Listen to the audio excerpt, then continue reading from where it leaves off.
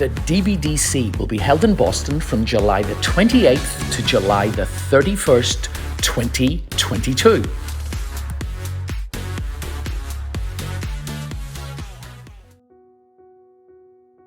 Welcome back. I am still with Mr. Tony Dovolani, and we are going to continue discussing what happened at the recent Pro Rhythm in Manhattan, which actually isn't Brooklyn. It is a Manhattan borough, though. Okay, Tony, we have made the top three. Finishing in third place, we had Andrew and Amy from sunny Boston, and they were third in all 5 dances. Give me the lowdown on them. Yeah, definitely not fifth. These two couples, I mean, this particular couple, these two individuals, I love them. I think they are absolutely brilliant. I think it's very, I want to find the right word for him because he is unique and special. He could easily be the best boy on that floor. I think what Andrew possesses, he doesn't even know what he possesses. He's got such control over his muscle structure, such control over the way he moves his body, that he can create movement in such an amazing way, because you could tell that he's articulating different parts of his body to show off rhythm, to show off musicality. Whether it's his ankles, whether it's his rib cage, whether it's his hip action, leg action, posture, even the way he moves his body through space, it's quite unique. In fact, I find myself watching him quite a bit because I enjoy the way he dances. And like in my mind, I feel like I danced that way. Like and if I didn't, I wished I danced that way.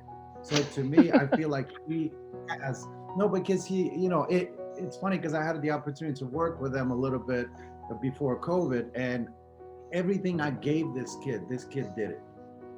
It is amazing on how he dances and how much command he has over his, between the cognizant connection to his muscles. He's quite unique in that sense. Amy, beautiful, beautiful dancer, extremely passionate. You could feel the passion and the way she moves, and she lives every moment. And that's the thing about this couple that's very special. They have risen through the ranks in a very steady pace, and deservingly so. In retrospect, when you watch this couple, you will be entertained from the time they start to the time they end. The only criticism I have for them, and this is something that I'm hoping that one day I'll get to talk to them about this. I need them to stop worrying about the audience. They are so amazing to watch that when they disengage from each other and they try to engage the audience, and I understand why they do that, the effect, the energy, and so on and so forth.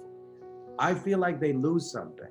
And every time they have disconnected from each other and looked at the audience, it's almost like the energy kind of went from 100% to about 80.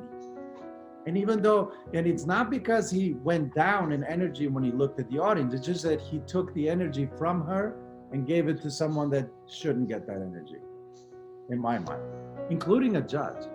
Like, I don't mind if you glance at the audience, but only because you're projecting something. But I want to see you dancing with each other. I want to sit there, have my popcorn, and be completely entertained by watching you two have blast with each other. This whole idea of dancing with the audience to me is pointless, because I want to enjoy a story that you're going to tell. And those two are more than capable to tell a story. Those two are just, I'm a big fan of them. I've always been a big fan, but even more now, because I thought that so many different facets of their dancing is coming together. They are fast, they are rhythmical, they are musical. And when they dance with each other, they truly create magic. But when they start disconnecting a little bit and they start dancing with the audience is where they lose me a little bit. Because to me, I want him to make her feel like she is the most beautiful, most special, most unique individual on the floor. And I want her to do the same thing for him. And when I watch them, I want to be entertained by watching a story. If you engage me, now I feel like I need to participate. And to me, I don't want to participate. I want to be entertained. As a judge, as an audience member, as anything, I want to be entertained. I always think of when you go to Broadway and you watch incredible dancers, incredible shows and things like that, They don't engage the audience. They might project towards the audience, but they're too busy telling a story between each other. And I think in ballroom dancing, we've kind of lost that a little bit. Not so much in rhythm, but in the other styles like Latin and and even smooth for that matter. We've lost it a little bit. They're too concerned with performing for the audience. And to me, it's perform for each other. Get each other's reaction. I'll be entertained, trust me, because I'm there to watch you two have a good time. I'm not there for you to make me, you know, participate with you. I want to watch you. I want to get an emotion out of it. And it's so funny because there was a long time ago, I was dancing with Lisa Regal. I don't know if you remember this. And, I do. and for me, I always danced with my girls. I never thought about the audience as much as I did on entertaining them with my story. And I think that's something that is I think that was my identity, that for me, it was about the woman. And I always danced with her. And it was always about trying to get a reaction. And one of my greatest, and it's funny because to this day, I remember that. We danced Bolero. We were like rising star at the time. But we danced Bolero and she was this beautiful ballerina. I mean, she was just a gorgeous dancer to start with, and a beautiful body and so on. And I remember finishing the round and coming off the dance floor, and these two little old ladies came up to us and they were in tears about how much they enjoyed us dancing Bolero with one another. And to this day, that never left me. And that said something to me about the way I should always dance. The more I give attention to my partner, the more the audience is going to have a reaction to the feeling I'm trying to create. So I hope Andrew and Amy don't take this as like a negative criticism. This is just a wish on my part, because when I see them dance with one another, I feel like those two old ladies. I feel like I'm watching magic. I'm watching those two loving on each other and really dancing with one another. He's making her feel special and she's making him feel special. So to me, that is the ultimate dancing. You know, it's funny because years later, Lena and I do performances here and there, and sometimes we'll dance a rumba. And the thought of looking away from her never even enters my mind whatsoever. And the other thing that looking at each other and dancing with each other really helps you in space awareness between each other. Whether you're dancing away from your partner, towards your partner, she's to your right or she's to your left, and the way you're dancing with one another really does help you when you start becoming aware of proximity. See, a lot of times we as dancers, we fall into this category, which is really sad, that we think connection, physical, the jail, as I like to call it, the 2x2, and they're looking at the audience and they're shoving their partner back and forth, thinking that they're doing something great. To me, our fastest processing system we have is visual.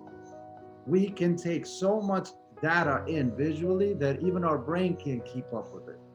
You can explain a painting to a nauseam and you can still not do its justice. You take one glance at it and guess what?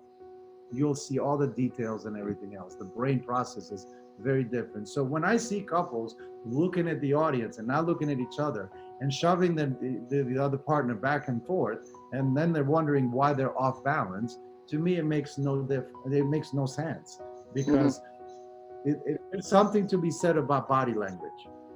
And you can only read body language if you're looking at the person. And you can be much more timed musically. You could definitely have much faster action reaction, because visually you're going to respond much faster because your reactive senses are much more awake when you're seeing it than feeling. To me, visually, it's instant. It's at the speed of light. Yeah. Listening is a sound wave, which means that it hits you actually kind of later. Feeling is the third. I mean, perfect example. You ever put your hand on the stove and 3 seconds later realize you shouldn't have done that?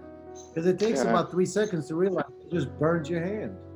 So when you're feeling and you're looking at the audience and you're pushing that person back and forth, there's a delay from what's happening. But if you look at them, you can instantly see it. So visually makes it factual. Visually always makes it factual. So to me, the more you're looking at your partner, the less chance of you throwing her off her feet exists. So it's you have to dance with one another. And I'm making it sound like they didn't do enough of that. They did. I just would love to see them do even more of dancing with one another because they are a unique couple. And speaking of like tracking in the right direction, they are certainly tracking in the right direction. With USB-C coming up, there are several couples ahead of them that they're feeling them. They're looking over their shoulder because I know that Andrew and Amy are going to come prepared. And that's one thing about them that I do like as well is they always look presentable. She has never looked off, ever, ever, ever. She is a true class on the dance floor. Absolutely beautiful. And Andrew is just like a, I always say, a perfect specimen of a man. You know, he stands tall, he dances his body there. So if those two can just address this one little thing that, or they don't have to if they don't find it important. But in my book, that's extremely important. So I hope they address it, and I'm sure they will, because I'm sure they'll watch this. Oh yeah, they'll watch this. Yeah. So I think if they address that, I think they're just gonna be, I mean, they're gonna be one couple that is gonna be hard to beat. If all the couples behind them, if they aspire to surpass this couple, I think American Rhythm in general is gonna be in an amazing place. Why? Every couple that was ahead of me, as I was coming up through the ranks, for me, I needed to know what their strengths were because I wanted to beat them at their strengths. Because if in order for you to beat your champion, you have to beat them at their strengths. You have to present a unique style of your own that beats their strengths. I think this is what happened just recently with the Smooth, with Nick and Victoria and Roman and Galena. Roman and Galena stopped chasing them and they started developing their own strengths. So their strengths is bigger than the other couple's strengths. In this particular case, when you look at Andrew and Amy, I think they have incredible strengths, and the couples behind, they have to develop their identities if they ever want to beat them. And they're going to be hard to beat because they're constantly growing, they're constantly learning, they're constantly strengthening their strengths. So if they address a couple of these, like what I consider weaknesses, which they're really not, because if they address them immediately, they're going to become strengths. I think they're going to be one couple hard to beat. Okay, well, we will see. Yes. Now, let us move into the top two. Hey guys, we are going to be back in a minute with more from the Pro Rhythm at the recent Manhattan Dance Board Championships.